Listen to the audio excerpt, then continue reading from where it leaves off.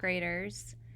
We are continuing our study on character analysis for the Lemonade War, and today we are really going to be focusing in on the ways and the words that we use to describe our characters. This week, you may have noticed your parents, siblings, maybe your grandparents talking to each other, and you may have been eyeing them from afar, wondering what they were talking about without you. I can't be sure of what you were thinking, but you may have wondered, am I in trouble? Are they discussing something serious? And as soon as you see a hint of body language or laughter, your concerns go away.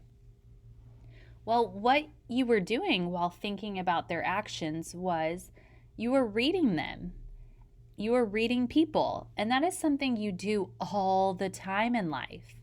For example, maybe a friend walks past you without saying hello, seeming to give you a cold shoulder, and you think, wait, did I do something wrong? Maybe someone slams their locker closed and whirls around to walk away, and you think, maybe they are mad, maybe they're frustrated, angry. All of those examples are examples of you reading people.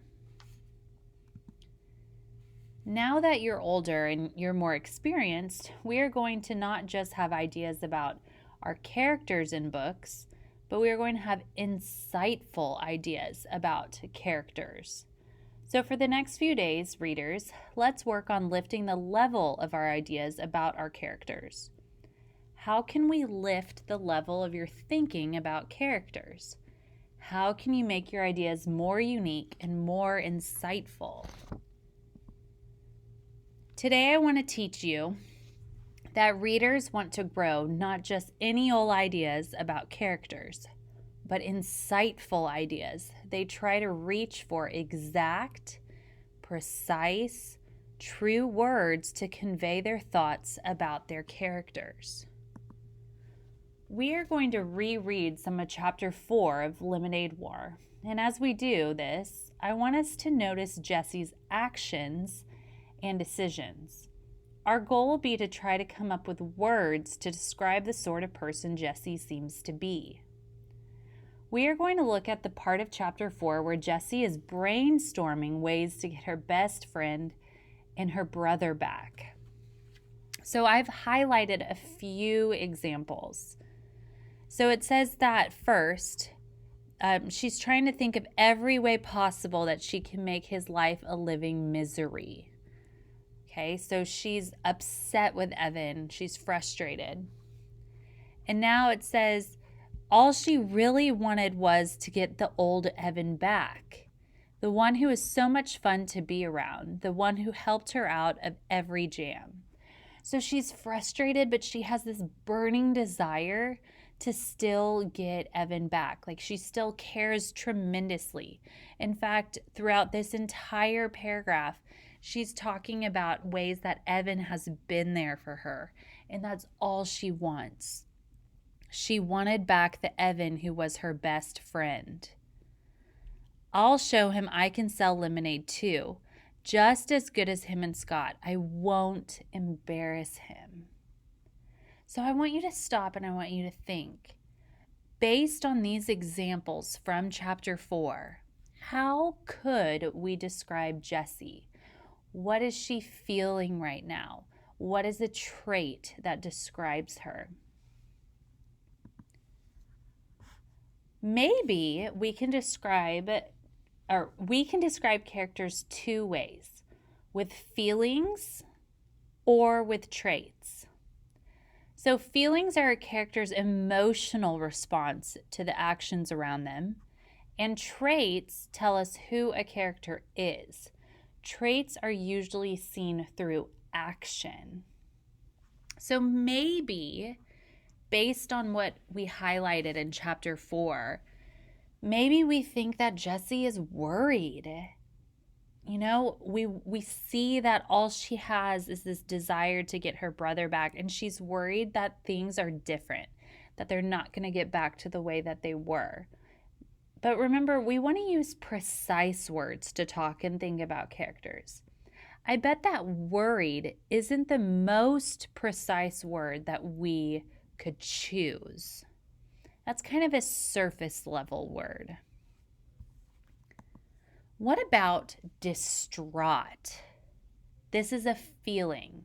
This is how she's feeling. Distraught means to have a normal function or pattern disrupted. Jessie absolutely has had her normal life and behavior pattern with her brother disrupted. They were best friends. They did everything together. He always made her feel better and always had her back. And now it's quite the opposite. He's ignoring her. He's being mean to her, and he's choosing a different partner to complete a lemonade stand with. Do you see, readers, that I don't just grab the first word that comes to mind and settle for that? When I use general, non-specific words to describe a character, I can catch myself and say, "Oh, I can do better than that." So here are a few strategies.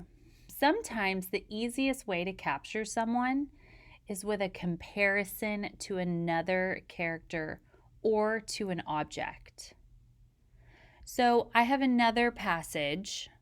I believe this is from chapter 4 as well.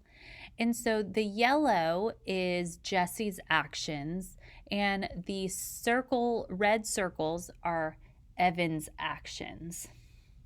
So we see that Jessie smiles, she waves, she's happy to see him, she's hoping he'd come over.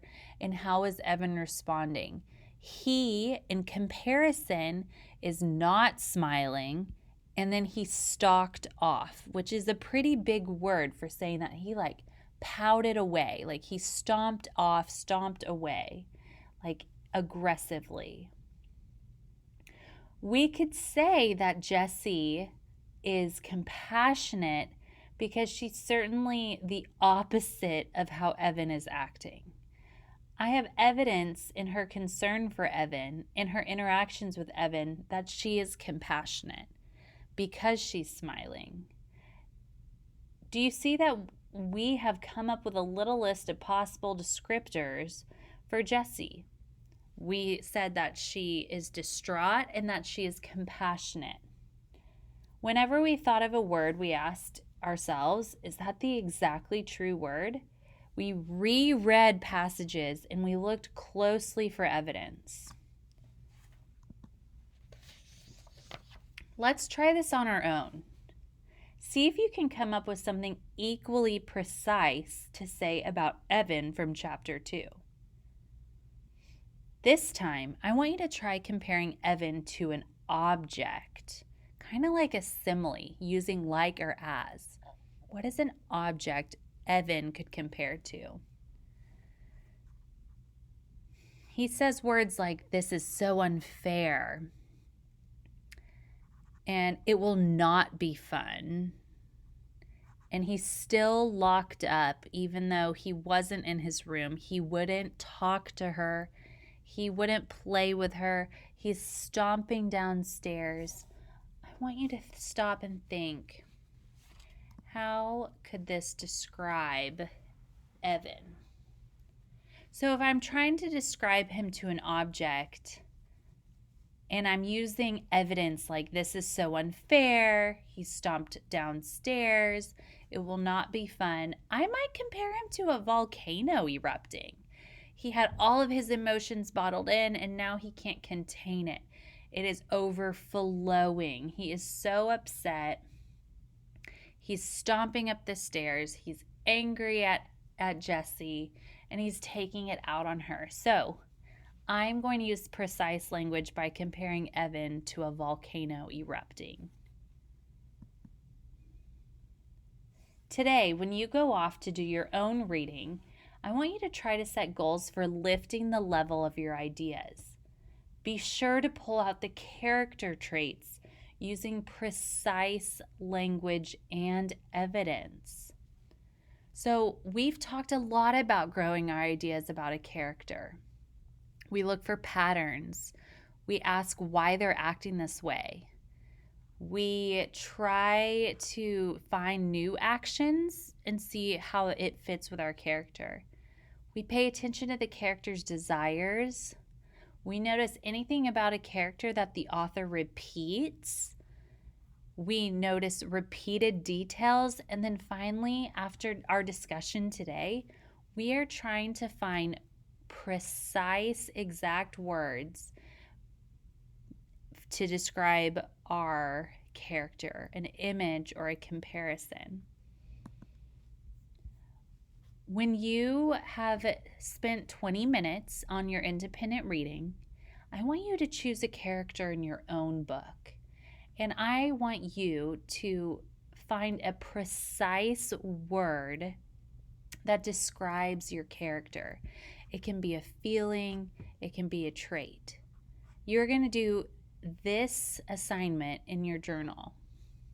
You will choose 2 precise words to describe your character and have the evidence from your book of why you think that. So this is an example. Jessie is compassionate because she smiles, waves, and wants Evan to come to her lemonade stand. So I have my precise word, and then I have evidence from my chapter that back up why she's compassionate. I also want you to have one comparison of a character to an object. So our example was that Evan is like an erupting volcano because his anger is big. He is stomping and he is yelling at Jessie. So go forth, go read. You have 20 minutes. Enjoy.